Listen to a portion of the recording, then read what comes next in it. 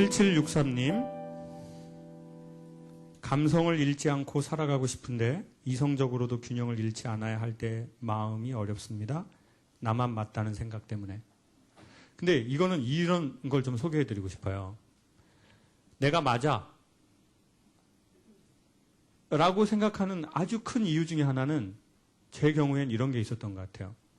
내가 맞지 않으면 누군가에게 받아들여지지 못한다는 느낌을 제가 많이 받았어요. 그러니까 내가 좀 틀려도 이 사람이 나를 받아주는 경우가 있어요. 이 사람이 좀 못해도 내가 이 사람을 받아줘요. 근데 너무 엄한 집안에서 자란 사람들은 너 그거 딱 부모님들이 이런 소리 많이 내는 이런 뱀 소리를 많이 내는 부모님에게서 자랐거나 그러면 야 너 엄마 성격 알지? 엄마는 그런 거 못 참아? 그럼 이제 내가 틀리면 난 저 사람한테 받아들여지지 못해. 내 존재가. 그러니까 한국 사람 우리 이 의식 안에는 바른 것에 대한 것이 엄청나게 강한 것 같아요. 근데 아까 말씀드렸잖아요. 나중에 내 안에서 바르지 않은 것을 발견할 때는 착한 사람은 거기서 스스로 목숨을 놓는 거예요.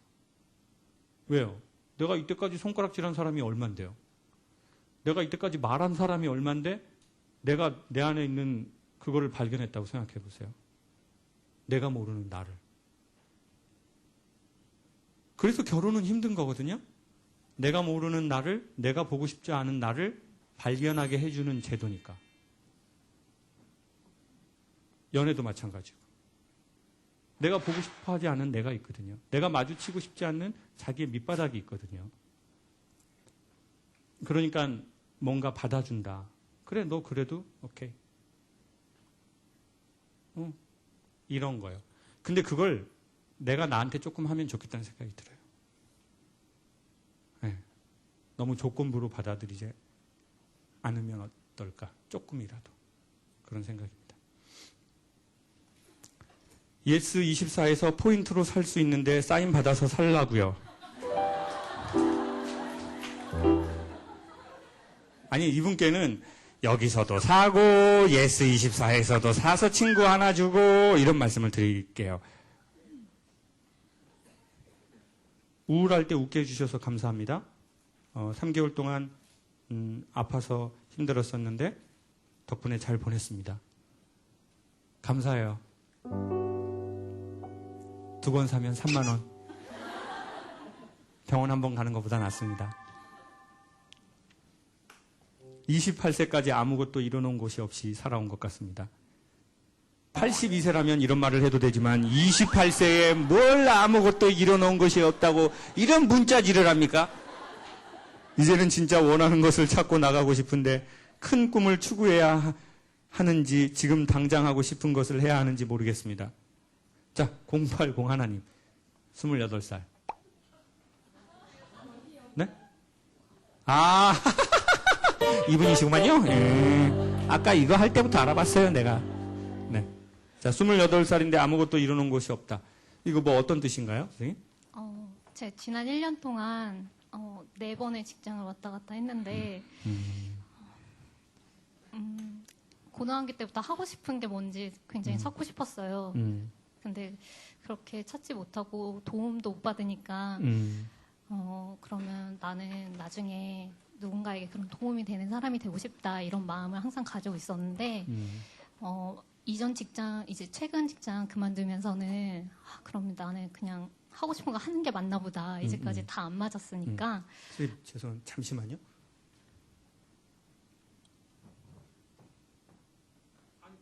네. 제가 디스크가 다시 와서 조금만 앉아 있을게요. 죄송해요. 네. 네. 그래서 이제 지금 그 국비 과정으로 편집 디자인을 하려고 해요. 전혀 다른 생소한 분야인데 그래도 그림 그리는 게 가장 좋으니까 이쪽으로 가보자 하다가 지난주에 이제 돈이 이제 없으니까 너무 이제 남자친구도 취업 준비하고 저도 돈이 이제 다 쓴 거예요. 돈을. 그래서 갈급한 마음에 뭐 하고 싶은 거냐 그냥 돈부터 벌자 이런 마음에 그 지원을 한 군데 했어요. 근데 거기가 이제 제가 아까 말씀드렸던 것처럼 누군가에게 도움을 줄 수 있는 그런 학생들의 진로 프로그램을 진행하는 교육 시민 단체인 거예요. 근데 알아보니까 정말 제가 그동안 꿈꿔왔던 이상을 추구하더라고요. 그래서 거기서 어저께 연락이 와서 면접을 보러 오라고 하는데 만약에 이제 우선은 될지 안 될지도 모르지만 제가 어느 정도 마음을 정하고 면접을 임해야 할 것 같은 거예요. 근데 만약에 거기에 이제 둘 다 그러니까 그 면접 볼 곳은 제가 이제까지 살면서의 가치관이 너무 뚜렷하게 있는 곳이고 네. 제가 정리해서 말을 해도 될까요? 네. 왜냐하면 분위기가 점점 어두워지고 있는 것 같아서. 네. 그러니까 예를 들면 이런 거죠. 지금 돈이 필요한데 내 이상을 하는 그 직장은 그렇게 돈 많이 안 주죠. 네, 맞아요. 네, 그래서 이상을 쫓아야 되겠나? 아니면 돈을 좀 벌어서 그 이상을 실현하면 되겠냐? 네, 맞습니다. 요거인 것 같아요. 이렇게 추천하고 싶습니다. 운명론적인 그 무엇은 없다라고 말씀드리고 싶어요. 그러니까 돈을 벌다가 하시는 일을 하셔도 좋고 처음부터 이 일을 하셔도 좋다. 지금은 뭐 그런 얘기가 있었어요. 사자하고 호랑이하고 싸우면 누가 이기죠? 센 놈이 이겨요? 또요. 불교의 경전에는 이런 말이 있어요. 네가 도와주는 애가 이길 거다. 이거를 그러니까 돈을 벌다가 의미 있는 일을 할 것이냐, 의미 있는 일을 해서 돈 못 벌어도 갈 것이냐. 얘는 지금 호랑이하고 사자의 싸움이에요. 이거를 조금 어려운 학술 용어로 그 삐까삐까라고 해요. 느낌 확 오죠? 예? 삐까삐까. 막상막하. 예? 그냥 느낌 오시죠? 삐까삐까 해요, 그냥. 근데 선생님이 도와주는 애가 이길 거예요. 그러니까 저는 개인적으로 절대적 운명론은 믿지 않습니다. 이 길로 가야지 이게 운명이야. 어쩌면 운명은 죽기 전에 논할 수 있는 마지막 단어인 것 같아요. 이게 내 운명이었어. 그러니까 죽기 전까지는 어떤 거를 결정짓지 말고 내가 생각해서 내 의지로 이걸 도와줘 보는 거죠. 그리고 나서 안 되면 실패인가요? 아니죠. 그리고 나서 안 됐는데 그러면 왜 안 됐는지를 얻었기 때문에 하나 얻고 하나 잃고 몇 개 얻으신 걸 거예요. 그러니까 온전하게 마음을 다해서 살지 않은 삶들이 대부분 실패인 거지. 내가 정말 마음으로 진심하게 해봤으면 그것은 반드시 얻은 게 있을 거예요. 근데 만약에 인간이 좀 깨어있는 의식이 있으면 내가 온전한 정신으로 살지 않았어요. 그러면 그것도 내 인생의 레슨비 치른 거예요. 아, 그래, 이렇게는 살지 말자. 온전하게 열심, 뜨거운 마음으로 해보자. 자, 그러면 이럴 수 있죠. 돈 버는 게 그게 아니에요. 근데 이렇게 젊은 분들에게 추천하고 싶어요. 저도 젊지만. 이런 질문들이 있거든요. 저희 연구소의 젊은 친구들도 소장님, 제가 강의를 진짜 해야 되는지 이거 해야 되는지 잘 모르겠습니다. 저도 그렇게 말하죠. 나도 모른다. 그리고 나는 네가 정말 좋은 강사가 되면 나와 시장에서 파이를 나눠 먹어야 되기 때문에 그렇게 유쾌하진 않다. 다른 분야에서 잘 되라. 그런데 자, 내가 배우 일을 하고 있거나 내가 가수를 하고 싶거나 내가 뭐 요리를 하고 싶은데 이게 어떻게 나의 그것인지 알까요? 저는 이렇게 소개하고 싶어요. 시작할 때 이것이 나의 운명이야 라고 생각하고 10년 정도 해볼 것. 그리고 나서 그 말을 떠올려야 되지. 지금 스타트하면서 이게 내 길일까 내 운명일까라고 말하는 것 자체가 오류고 모순이라는 거죠. 왜냐? 아직은 기능이 없으니까 인간은 기능이 없으면, 즉 잘하지 않으면 즐거워질 수 없거든요. 그러니까 처음엔 잘하는 게 중요해요. 잘하기 위해선 기능과 기술이 필요해요. 그러기 위해선 이걸 운명이라고 믿고 10년 정도는 해봐야죠. 그리고 그게 가치가 아니어도 그때는 돈이 생기잖아요. 그러면 공간이 생겨요. 그럼 그 돈 갖고 선생님 하시고 싶은 거 하세요. 네, 알겠습니다. 그리고 지금은 돈이 없잖아요. 네. 그래도 남자친구가 있잖아요. 아, 그런 말 하시면은 더 요즘에 스트레스 되게 많이 받는데. 요즘에 취업 준비하면서 굉장히 힘들어 하고 근데 있거든요. 힘들 때는 제가 보기엔 이 사람이 누군지를 확인할 수 있는 기회인지도 몰라요. 좋을 때는 확인이 안 되니까. 힘든데도 같이 있고 싶으면 그게 진짜겠죠. 힘들어서 그만하고 싶다면 그만하셔도 돼요.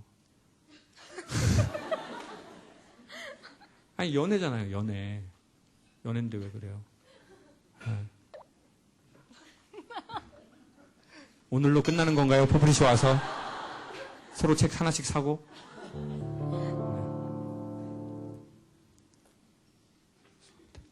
저도 좀 예전과는 조금은 바뀐 것 같습니다. 그냥 아까부터 허리가 좀 많이 아팠거든요. 근데 이제 예전에는 그냥 계속 제가 서 있었는데 지금은 그냥 조금 양해를 구하고 앉아 있는 게 낫겠다 싶어서. 여러분도 힘들면 조금 앉으세요. 힘든데 계속 서 있지 마시고. 네. 그럼 나중에 회복 안 될지도 몰라요. 중이 제 머리 못 깎듯이 남들의 고민을 명쾌히 말해주면서 자신의 힘든 부분은 어디다 말할 데가 없었습니다. 그럴 상대는 어디에도 없었습니다. 근데 교수님의 강연을 듣는 것만으로도 답을 얻었습니다. 이건 무슨 힘이지요? 이게 무슨 말이죠? 아, 고맙다는 뜻이에요? 아, 네. 지금 말하신 거 고맙다는 뜻이잖아. 야, 아담아 안 돌아가, 이거? 답답하다, 답답해. 말해주신 건 고마운데 짜증은 안 내시면 좋겠습니다. 저도 의외로 마음이 많이 약하거든요. 제가 제 자신에 대한 자책이 많거든요. 제가 이렇게 별로 좋은 사람도 아니고. 사업자 등록증 통장사본 부탁드립니다. 감사합니다. 아, 이건 저희 연구소 업무 전화네요.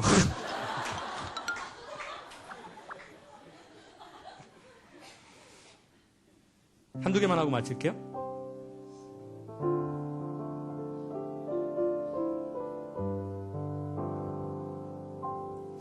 제 와이프가 김 교수님 왕팬입니다. 사진 찍는 게 바람인데요. 와이프 소원 한 번만 들어주십시오. 책 사면 찍어드리겠습니다. 네, 우리 잠시만요. 가식을 벗고 나 자신으로 살고 싶습니다. 사람들 앞에서 웃기부터 하는 저를 말리고 싶어요. 나 자신으로 살아도 될까요? 수녀원을 나왔어요. 너무나 수녀로 살고 싶었는데 그리고 1년이 지났습니다. 이제 날 사랑하는 나로 살고 싶습니다. 우리 이분 손 한번 들어주실 수 있나요? 괜찮으시면? 불편하시면 안 드셔도 돼요. 불편하시군요. 괜찮습니다. 전에 신부님하고 수업을 한 적이 있어요. 1:1 수업을. 신부님이 목소리가 너무 안 좋아지셔서 저보고 목소리 좀 훈련해 달라는 거예요. 그런데 이제 오늘 요거 소개하고 마칠게요. 그런데 이제 그분 목소리가 좀 이러셨어요. 이렇게 안녕하세요 이러셨어요. 약간 에로틱한 느낌이 이제 그게 성대가 안 비벼지니까 소리를 이렇게 내더라고요. 이렇게. 그랬는데 신부님은 혼자 사시잖아요. 그러니까 이제 그 서포트를 그분은 이제 친누나가 해주시더라고요. 한 50대 누나가. 근데 이제 신부님이 목소리가 안 좋으시니까 되게 이제 신경이 날카로워지셨어요. 네, 그래서 본인이 ROTC 출신이기도 하고 소리가 엄청 좋았는데 신부님을 하시다가 이렇게 됐다는 거예요. 그리고는 이제 누나한테 반말을 하시더라고요. 제가 있는데. 그래서 이렇게 말했어요. 울거라! 이랬어요. 그랬더니 그 누나가 더 놀랍게 네 신부님 그러면서 물을 되게 조심스럽게 갖다 주더라고요. 물을 드시더니 이러는 거예요. 아이씨 뜨거운 물 갖고 오라니까. 그러니까 또 그 누나가 죄송합니다 신부님 그러면서 다시 뒤로 발꿈치 쳐서 나가서 또 갖다 주시더라고요. 그래서 이건 좀 아니 제가 없는 곳에서는 그렇게 해도 뭐 그럴 수 있는 건데 외부 사람이 왔는데도 말을 막 이렇게 하시네. 그래서 신부님 그러면 성당에 들어가셔서 평상시 하시던 대로 강론도 하시고 이제 성당은 이렇게 성경 구절을 이렇게 하시는 게 있으니 그걸 평상시 하시는 대로 해보시면 제가 목소리를 한번 들어보겠습니다. 근데 이제 신부님이 이렇게 하시는 거예요. 거기 성당에 탁 들어가시더니 여호와여 우리 주의 말씀이 이렇게 하신 거예요. 그래서 신부님 소리가 왜 그렇게 됐는지 알아냈습니다. 이제 신부님 근데 왜 소리를 그렇게 하시는 걸까요? 그랬더니 이것은 주님의 말씀입니다. 경건하게 해야 됩니다. 이러시는 거더라고요. 왜냐하면 그 성경책을 보니까 예수님 말씀은 빨간색으로 적혀 있고 설명한 건 검정색으로 되어 있더라고요. 그래서 신부님 제 생각에는 그게 경건하다 안 경건하다라고 말할 수는 제가 없고 근데 확실한 거는 일단 졸립네요. 그 말이 좀 졸립고 그리고 두 번째로는 정확하게 무슨 말인지 모르겠고 그리고 자꾸 그런 식으로 발성을 하시면 성대가 안 비벼져서 이렇게 되신 겁니다. 그리고 성경에는 경건이라는 것을 고아와 과부를 그들의 어려운 날에 돌보는 것이라고 정의 내려져 있지 특정한 목소리나 형태라고 얘기한 적은 없습니다. 그러니까 고아와 과부를 이 말은 이 시대로 해석하면 스스로 먹고 살 수 없는 사람을 어려운 날에 돌아봐 주는 것이 경건이고 경건하게 말하는 거 이런 거는 그냥 신부님 말투로 하십시오. 그냥 여호와여 주의 말씀이 어찌 그리 아름다운지요. 그냥 이렇게 하십시오. 이렇게 하지 마시고요. 귀신 나옵니다. 성당에서 목소리는 쉬고 성당 처음 온 사람은 또 부담스럽습니다.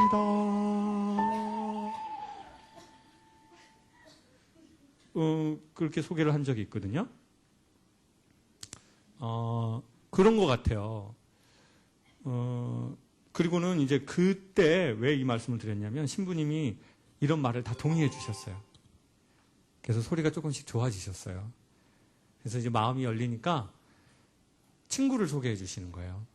근데 그 친구가 누구냐면 신부님 하시다가 이제 교인하고 이렇게 사랑을 하게 돼서 신부님을 그만하신 신학교 동기.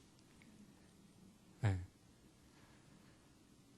그러니까 그 신부님을 같이 만나서 점심을 먹는데 이제 저는 뭐 성당 안 다니까 이런 자세한 사정을 모르잖아요. 뭐 신부님이 어떻게 되고 신부님은 뭐 했다가 그만둘 수 있는 거 뭐 이런 걸 잘 몰랐거든요. 지금도 잘은 모르지만 근데 이제 아무튼 사제 서품을 돌려주니까 이젠 사제는 아닌 거예요.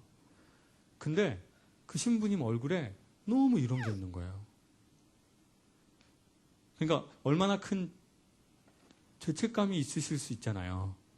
내가 사제인데 이렇게 성당에서 만나게 된 이제 교우를 보고 이제 사랑을 해서 결혼을 하게 된 거예요. 아니 근데 그냥 뭐 이제 가정이 있는 분을 한 게 아니라 그냥 처녀 총각이 만난 거죠. 그런 사제를 그만둔 거예요. 근데 이제 그 얘기에 대해서 신학교에 되게 이제 권위 있는 그 신부님이 그러는 거예요. 아니 사제만 하느님 나라 가는 거 아니다. 사제하는 게 뭐가 그렇게 중요하냐. 하느님과 예수님을 믿고 네가 구원받는 게 중요하다. 그러니 사제했다가 평신도가 되는 것에 대해서 그렇게 생각하지 마라. 그거를 우리 독일에서 오신 어머니가 아까 그 이혼 얘기하실 때 그냥 그 슈퍼에 가서 그 열무 비빔냉면 달라고 하는 것처럼 얘기를 하셨거든요. 그 느낌 느끼시죠? 근데 되게 젊으신 분은 그거를 저는요 오늘 처음 이런 얘기를 하는 거를 이제 어머니는 이렇게 열무 비빔냉면 주세요 이렇게 저는 비라꺼 아니면 안 먹습니다 이러는 목소리로 그 뉘앙스로 하셨단 말이에요. 그게 엄청난 메시지예요. 누구에게는 everything인데 누구에게는 nothing이에요. 누구는 그게 죽을 일인데 누구는 그게 nothing, 아무것도 아니에요. 수녀님을 하시다가 그만둔 거는 혹여나 그러시지 않겠지만 뒷말이 보니까 그거는 nothing. 수녀님을 하는 것도 나를 더 사랑하고 하느님을 사랑하고 사람을 사랑하기 위해서 했던 거였겠죠. 근데 밖에 나와서 결혼을 하고 아이를 갖고 결혼을 하지 않아도 내가 그냥 평신도로 그냥 사는 것이 하느님을 사랑하고 나를 사랑하고 사람을 사랑하는 거라면 하느님은 오케이라고 하시겠죠. 네가 수녀 안 해도 할 사람이 많으니 걱정하지 마라. 네가 신부를 안 해도 신부할 사람은 매우 많으니 걱정하지 마라. 내가 걱정하는 건 내 나라가 아니라 너다. 그게 하느님의 메시지일 거예요.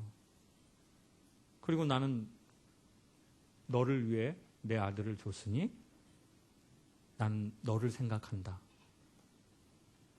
그러니 모든 얽어매여짐에서 자유로워져라. 그게 내가 너에 대한 뜻이다라고 말씀하시고 싶어 할 거라고 생각해요. 잘은 모르지만 너무 제 얘기를 믿지 마십시오. 제가 어떤 신학적 토대가 없는 상태에서 그냥 얘기를 하는 거니까 참고만 하시고 정말 중요한 얘기는 각 분야의 전문가에게 듣도록 하십시오. 근데 뭐 제 생각은 그렇습니다. 이건 그냥 지극히 개인적인 제 생각입니다. 예. 실제로 하느님의 뜻이 안 그럴 수도 있고 그런 건 모르겠지만 저는 그렇게 생각한다는 거죠. 제 생각이 나중에 바뀔 수도 있지만 저는 그렇게 생각한다는 거죠. 저의 아직 작은 그 경험으로 그거는. 네, 우리 한두 분만 누구 손들어서 말씀하실 분 계세요?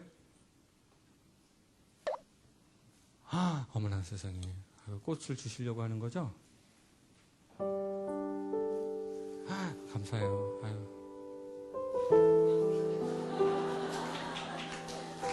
최종적으로 선생님이 저에게 주시는 것 같네요. 선생님 감사합니다.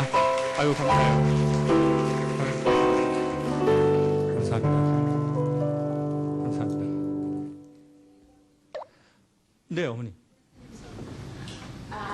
이거는 엊그제 절박인데요. 네. 아까 제가 그래서 네. 교수님 생각하고 넥타이를 하나 가져왔어요. 아, 그 뒤에서 주신 분이 어머니시죠? 그래서 이거는 독일식이에요. 아, 네. 확인하기 위해서. 아, 보세요. 보세요. 우리 어머니는 아까 우리 이혼 문제도 선물 준 문제도 자, 제가 보기엔 전 이게 좋은 방식인 것 같아요. 이게 좋은 방식이에요. 그래서 제가 전 누가 줬는지 모르면 여기 감사할 수 없잖아요. 그래서 그 어머니 감사합니다. 잘 받고 제가 꼭 하겠습니다. 네. 그리고 이혼한 것도 나는 그래. 그러니까 마치 나 저번 주에 감기 걸렸었다 이렇게 말씀하시잖아요. 근데 그게 오늘의 정말 중요한 사건인 것 같아요. 무엇이 그렇게 돼서 어머니는 그것을 툭 하고 얘기하셨는지. 그러니까 너무 자연스럽게 얘기하셔서 제가 문맥을 이해를 못한 거예요. 원래는 그런 사건은 뭔가가 말이 걸려야 되는데 감정이 걸리지 않고 쑥 가버렸으니까. 근데 우리는 그거에 계속 걸려서 사는 거예요. 누가 걸지도 않았는데. 근데 나중에는 이렇게 말해요. 사람들이 걸었어요. 이렇게 해요. 근데요, 사람들은 확실한 건 내가 건 것에 자기를 곱하게 하는 거예요. 그러니까 내가 내 마음에서 딱 걸잖아요. 그거를. 그러면 사람들은 거기다 곱하게 하는 거라고요. 내가 0이면 아무리 걸어도 대부분 0과 0에 가까워서 내가 극복할 만큼의 그거예요. 근데 내가 뭐가 있으면 곱하기가 되니까 엄청 커져 보여요. 그리고 우리는 이렇게 말하는 거죠. 이 사회가 나를 그렇게 봐. 라고 말할 수 있는 거거든요. 네. 삶은 그리 길지 않습니다. 우리 삶은 소중하다고 생각해요. 이혼을 하셨든 재혼을 하셨든 독일 오빠랑 사셨든 한국 오빠랑 사셨든 여러분도 가끔 지치면 조금 쉬십시오. 네. 그리고 의자에도 좀 앉았다 가시고 어머니 독일에서 오래 수십 년 고생하셨으니 한국에 오셔서 이제는 조금 쉬십시오. 독일에서 그렇게 자존심 상해서 힘들게 열심히 번 돈 한국에 많이 보내셨을 테니까. 네. 건강하시고 또 뵙겠습니다. 고맙습니다.